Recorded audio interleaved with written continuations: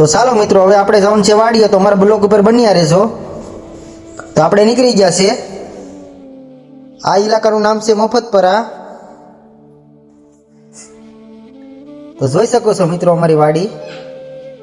શેણા અને બાજરો અને મરચા અને એવું બધું વાવ્યું છે.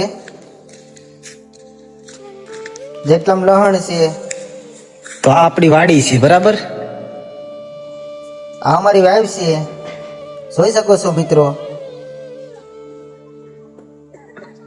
આ જવાર છે, ગાજર ને બધું મિક્સમાં વાયેલું છે મિત્રો, જોઈ શકો છો મિત્રો.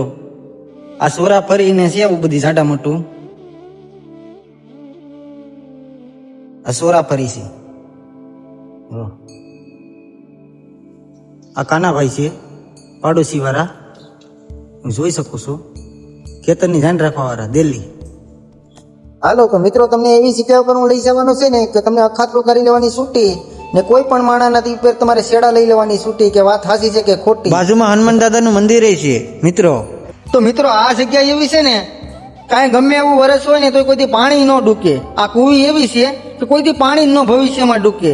મને તો મારી જિંદગીમાં આંબરેલમાંથી મને તો ખબર જ છે કે અહીંયા કોઈથી પાણી ડૂકતું જ નથી, પણ તમને અખાતરો કરી લેવાની છૂટી મિત્રો. તમારે એમ છે કે આ બાજુમાં તળાવ છે એટલે ભાઈ કુવીમાં પાણી પૂરું થઈ જશે, ભાઈ એવું કાંઈ નથી. આ તળાવમાં પાણી કદાચ ને ન હોય ને તો એ કુવીમાં પાણી ડૂકે નહીં એટલે ડૂકે નહીં, ગમે એવું વરસ હોય. આ તો હું સુપડી તેમને આવતા તો આ પતંગ લઈને ખોટે ખોટો નાડ્યું તોડે.